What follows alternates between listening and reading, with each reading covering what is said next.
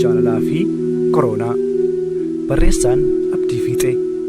Kutaa 4ffaa fi isa xumuraa.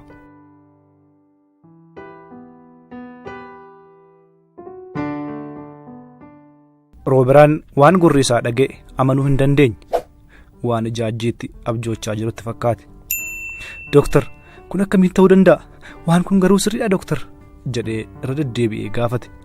Miira diilallaa'een dooktara fayyaa fuula isaa dura jaajjee jiru ilaalee ijarraa fudhachuu dadhabe.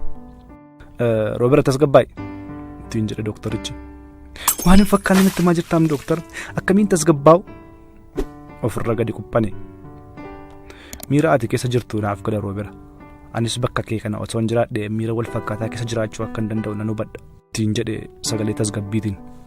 Dooktar, du'a sodaadhee miti kan akkas ta'e. Dhugaan siin jedhu ofiif du'a sodaadhee hin beeku dooktar. Lubbuu koo waan hin jaalladhuuf sitti hin fakkaatin kanan dhiphadhe. Garuu haadhaan jiraadhuufan qaba. Yoon akkan beektu duraa karaatti hafe haadha naasuun qat jettee duraa cittuun qaba dooktar. Hoggayyuu jijjiirama koo, hoggayyuu guddina koo yaadaa haadha jiraattuun qabaam dooktar. Otoo hin qabaatin anaan waan qabaattuuf qofa akka nama qabuutti haadha abdiin jiraattuun qabaam. Guyyaa tokko osoon cinaacha ishee siree gaariirra raffisin du'uu waan hin barbaanneef malee ani lubbuu koo sassatee miti dooktar kanan dhiphadhe jedhee imimmaan dhangalaasee bo'e Rooberaan. Har'a garuu sodaan kee sun hundi sodaa ta'ee erga hafee maaltu si boosisaree Roobera jedheen dooktarichi. Gammachuutu na boosisaam dooktar, amanuutu na tulfaateem dooktar, otoon qabameera ta'e akkan irraa hafuu hin dandeenye hin beekaam dooktar ittiin jedhe miira kolfaa fi imimmaan makateen. Sa'a 16 ol xiyyaara keessa turuun salphaa miti Roobera. Sana booda wantoota si mudatan ammoo matumaa si dhiphisaniiru. Kana irratti ennaa mooraa mana barumsaa sana seentu wantoota argite caalmaatti akka yaadannoo hamaa keessa galtu taasisaniiru. Ho'inni qaamaa haala kanaan nama mudatan saayikoojenik feebar jedhamu dhiphina kiroonik ta'e irraa dhufa. Qufaan ammoo ennaa karaa deeman darbee nama mudachuu mala. Ammasiin kan si barbaachisu boqonnaa qofa. Boqodhu tolee jedhee gorse. Biyyi keenya ogeessota fayyaa akka kee dhukkubsattootaaf dhiphatan qabaachuu isheetti dhugumaan kan eebbifamtedha ittiin jedhee irra deddeebi'ee galateeffate Rooberaan. Osoo itti marmee galateeffatees baay'ee jaallata ture hin danda'amuuf malee. Rooberaa, sichi of eeggachuu qabda. Har'a negatiif taate jechuun borsi hin qabu jechuu miti. Harmee kee baay'een jaalladhaa nan jiraadhaaf jette kanaaf jiraachuu yoo barbaadde vaayirasii kanarraa of eegi.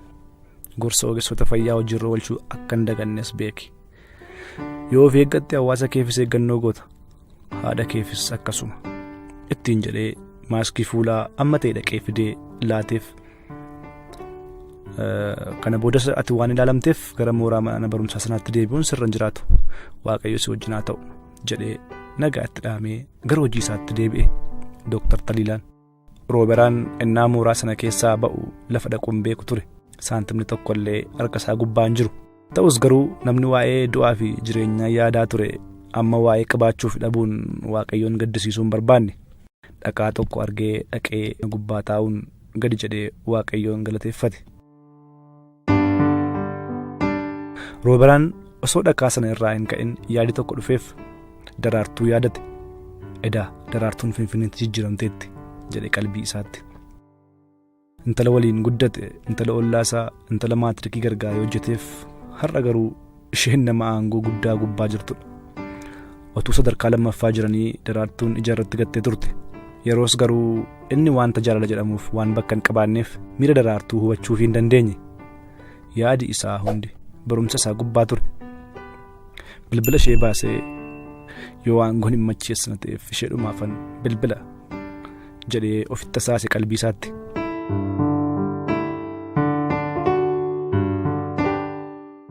Elellaan ennaa hirribaa dammaqxu siree mana yaalaa gubbaatti ture kan of argite. Akka daa'ima hirribaa dammaquu ijawwan ishee barruu harka lamaaniin haqachaa gaggalagaltee naannoo ishee mimillatte. Mana dhugaatiif shiishaa galgala turte akka hin taane baruuf yeroo itti hin fudhanne. Hoteela qabattes akka hin taane barteetti ni rifatte. Balaa konkolaataatu nu mudate moo jettee of qaqqabdee of ilaalte.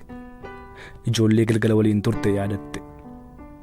Haloo jettee sagalee ol fudhattee iyyite. Battalattis poolisiin federaalaa qawwee rarraafatee balbala gubbaa ture. Balbala saaqee ishee ilaale. Matumaa innaa poolisii argitu immoo naasuu hamaa keessa dhidhimte. Hakiimii si waamu ittiin jedhe poolisichi. Deebii ishee sana eegganne balbala itti deebisee hakiimii waameef. wantoota galgala edaa raawwatan yaadachuu yaalte humnaa ol dhugdee akka rakkisaa turte yaadatte. Ibsaa mana dhugaatichaa, haara shiishaa, waca namootaa, sagalee muuziqaa, dhugaatii kana hunda yaadattee onneen ishee dhiqqifachuu jalqabe. Sana booda maaltu raawwate jettee of gaafatte. Kutaa koo seentanii ana bira bultan malee jettee innaa ijoollee ishee waliin turan rakkiftu, innaa poolisii waliin wal loltu, innaa hojjettoota hoteelaa arrabsitu hunda yaadachuu jalqabde. Sana booda garuu maal akka raawwate yaadachuu hin dandeenye. Yaa Waaqayyoo koo jettee mataa ishee qabatte.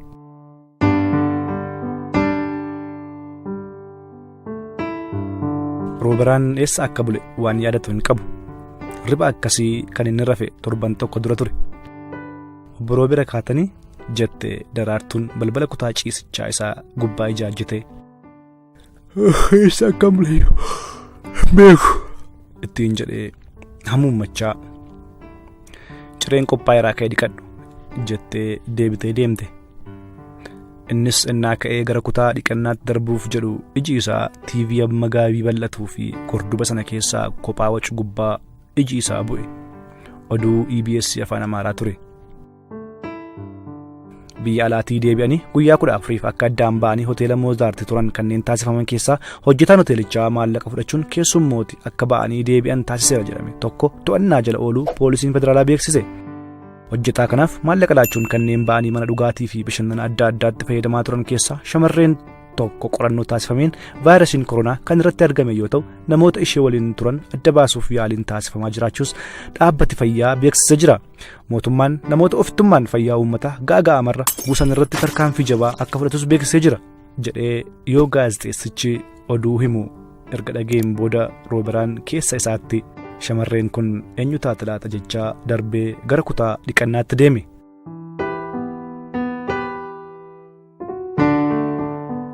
Xumurameera.